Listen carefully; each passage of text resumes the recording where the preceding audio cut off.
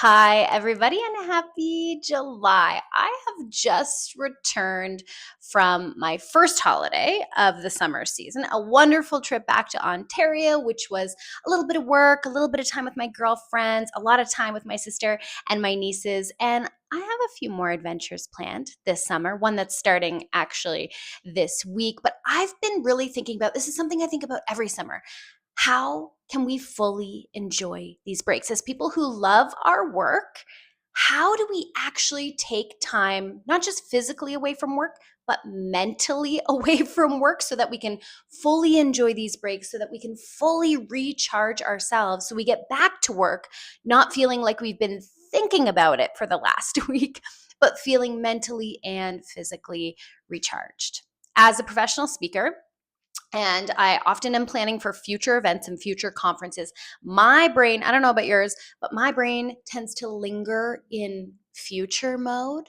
Yeah, future mode, which can be a mental habit that then kind of sneaks into my holiday time and my vacation time. But every time I take time off work, I am determined to disconnect from work, not just physically, not just take myself out of this space of my office, but also mentally. And so, if that feeling for you is also all too familiar, in this video, I'm going to share my top 3 tips to help you to alleviate and help me alleviate that anticipatory anxiety that we get about next week's work.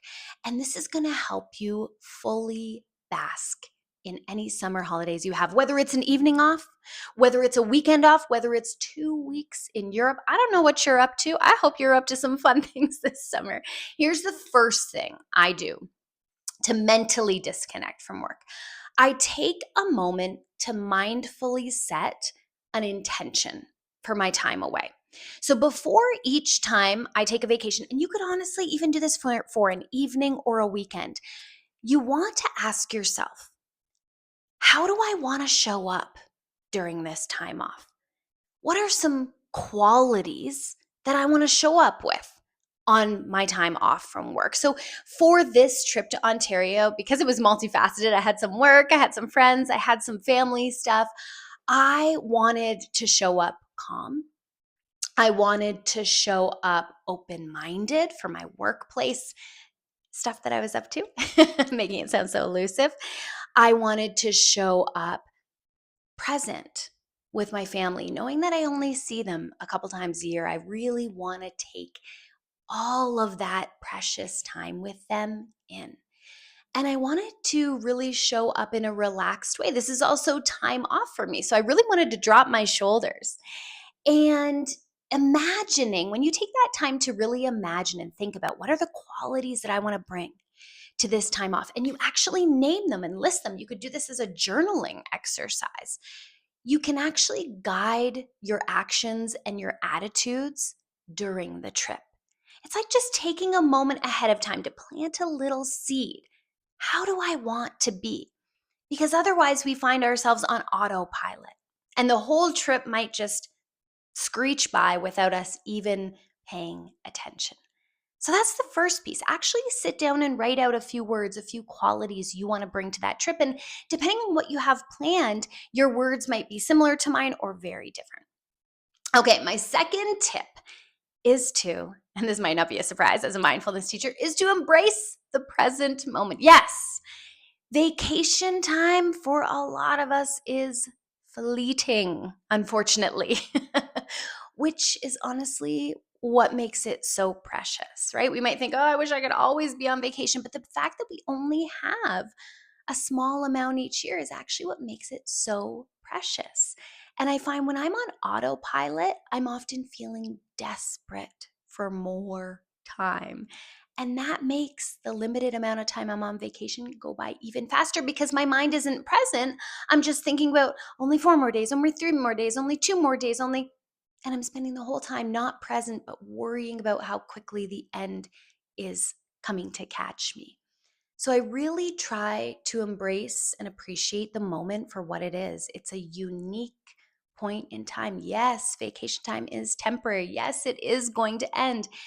And this perspective can make us stressed or anxious or sad that it's going to end, Or it can help us really focus on being present and creating memorable experiences rather than just spending all of that precious time worried about the end coming too quickly. So, really take time to slow down and take it all in. And my regular mindfulness practice helps me to do this because I've built that present moment mind mental muscle at home during the rest of my year outside of my vacation. I don't actually even meditate on vacation, but because I've already built that muscle, I can embrace the present moment of my time off a lot better. And the last of my 3 tips, and this one is going to really help you to implement the second tip of embracing the present moment. The third tip is a really in the moment mindfulness tool you can use where you don't have to check out from your family and your friends and your fun stuff on vacation to do a big 10-minute long vacation. No, you can simply use your senses to ground you in the present moment. Whenever I catch my mind drifting from my beautiful vacation back to work, my mind mentally coming back into this office, and I can feel some of those anticipatory anxiety feelings start creeping in, I gently bring my attention back to the present moment with a sensory check-in. You can even do it right now. What's one thing right now you can see? Notice the texture. Not, I look out my window, I see all the little, what look like tiny little trees on the mountain out of my window that are really huge, massive trees. Check in with your senses. What do you see? What about right now? What do you hear? Just checking in. That puts you in the present moment. Are there any smells around you? If you're outside, it could be fresh air, the smell of the earth, the smell of the pine trees, the smell of fresh water. It could be the smell of your coffee or tea right now if you're inside of your own office. Touch. What do you feel? I'm feeling, it's mid-July here in Canmore. I'm feeling a little warm. I got my door closed to film this video and my window shut because there's loud noises outside. Oh, it's getting a little warm in here.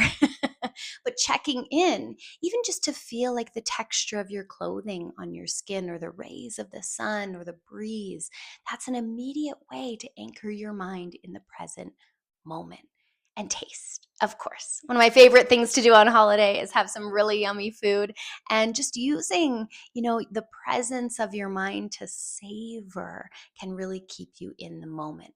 That simple practice anchors me back to the present and brings more gratitude and more ease to the precious moments I have on holiday. So these are the mindfulness tips that really help me enjoy my vacations, to disconnect from work. And it's not just about enjoying our vacations.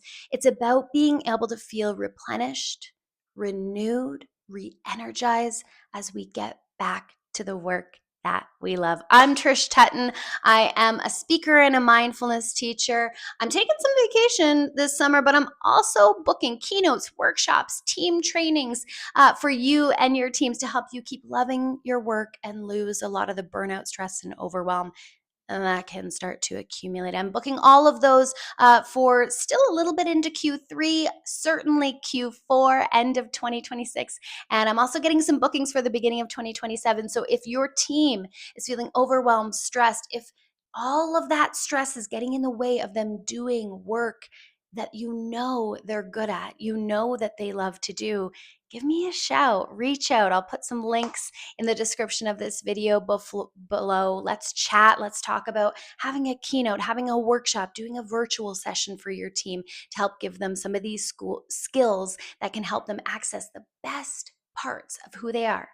The parts of them, those qualities that got them into their work in the first place. The fact that they're kind and caring and compassionate and patient and calm. Let's help them access that by giving them really simple but actionable stress reduction tools. I'll see you soon.